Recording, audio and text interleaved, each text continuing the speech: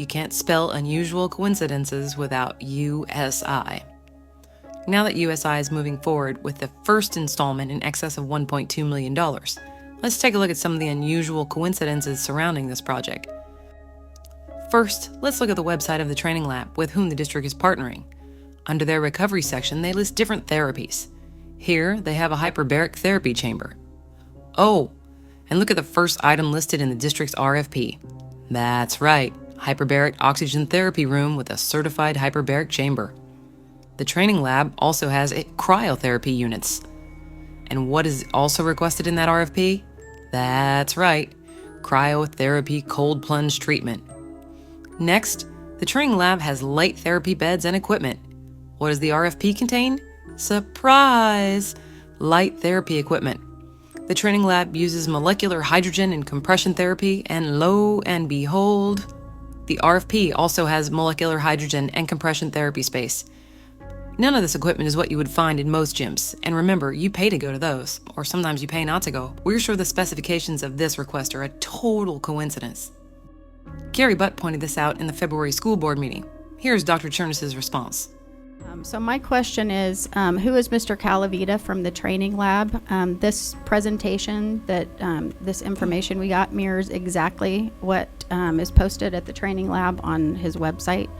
And I want to know how the RFP process is going to be fair and open to the rest of the public and to those that are also running gyms, because this one is written like it's geared directly toward him.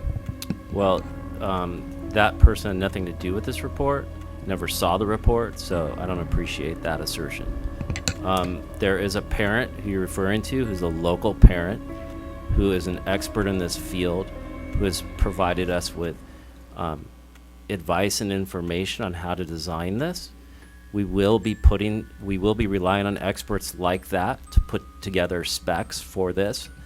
A simple no could have sufficed, but not with Dr. Chernus. He must never be questioned, and if he is, the default response is set to petulance. Also, the owner has never seen the report, but whoo boy, the similarities sure are coincidental. And here's the May 16th emergency board meeting when the board approved USI. I'd just like to make a couple of questions answered very basically. Was the RFP proposal handled according to protocol? Yes. Okay, and there was only one proposal given. Do you have any idea why? I can't answer that. So, the owner of the Treigning Lab advised the district and just happens to be getting the contract? Oh, and the Treigning Lab was the only bidder? We're sure that's a coincidence too. Hell, anyone who ever had work done on their home knows you get 3 estimates. PYLUSD got 1, and away they go. Oh, and did we mention that the Treigning Lab has been and continues to be suspended by the Franchise Tax Board, which usually occurs when you fail to pay taxes? That means technically they shouldn't even be conducting business, yet somehow they're entering an agreement with the district and the district is paying them a license fee of $80,000? Why is the district giving taxpayers money to a business that's been suspended for over 5 years by the Franchise Tax Board? Once again, just like with the Chernus lawsuit, we see the board not doing their due diligence, this time to the tune of $1.2 million. How? Shouldn't those entrusted with overseeing the district's money, public money, be a little more careful about how it is spent? Here's Chernus during the special board meeting saying it takes up to 2 weeks for the state side to update. Now, with respect to,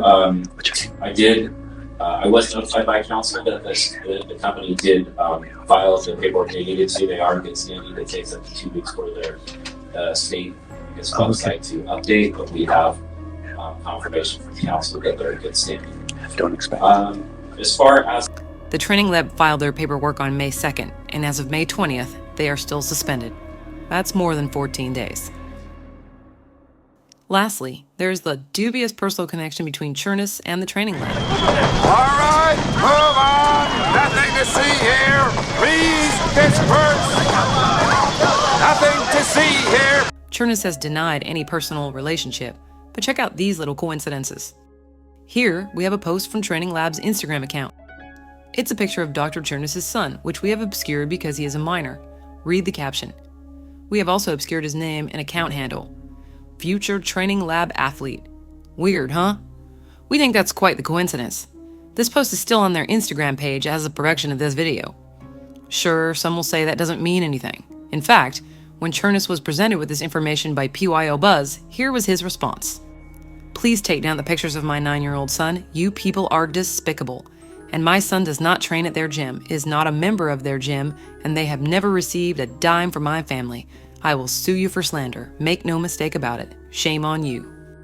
We have to be honest. We don't believe most of what Chernus says because, well, he doesn't even know the difference between libel and slander. So we did some digging. First, here's a photo with Chernus' son. The post is also on the Treigning Lab's Instagram page. It's from August 26, 2023. The caption reads, "A nice private setting for some wrestling technique at Treigning Lab." That sure does sound like his son was training at their facility. I'm sure it's all a coincidence. And here's a post from April 25th of this year from the parent-managed account of Chernus' son.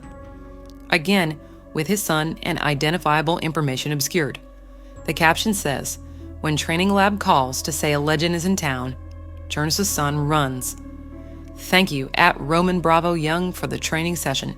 So amazing to meet such an incredible wrestling talent. Can't wait to watch you this summer. Mexican flag emoji." This account has since been changed to private, so I guess it's a good thing we obtained this photo when we could. Consciousness of guilt, anyone? Okay, let's look at a couple things here. One, it states the Treigning Lab called the Chernus family. That's pretty personal, no? Then it says, "Thanks for the training session." Oh, and where was it taken? That's right, at the Treigning Lab. I'm sure Chernus will have some story to explain all this, but come on, so many coincidences. The other problem is the date. April 25th was after the RFP. So, the Treigning Lab is the only company to submit a proposal, and while proposals are being accepted, his son gets to meet an Olympic wrestler? Yeah, that seems totally legit. Chernus also claimed in his response to PYO Buzz that the Treigning Lab never received a dime from his family. Doesn't that make the situation even worse? Was his son receiving free training while the Treigning Lab is bidding for a district contract? One hell of a coincidence. There are just too many coincidences here to be believed. We have a proposal that seems tailor-made for the Treigning Lab to get a district contract, a contract using money collected from developer fees, which are paid by residents in PYL USD. That's taxpayer money. We also have an accountant on the board who doesn't even balk at the idea of partnering with a company that has been suspended by the Franchise Tax Board since 2018. And lastly, we have what appears to be a personal relationship between the superintendent's family, a company suspended by the Franchise Tax Board, and they're receiving a public contract. Do Chernus and the majority think that their constituents are this gullible? Or are they all so shameless they think they can just lie and get away with it?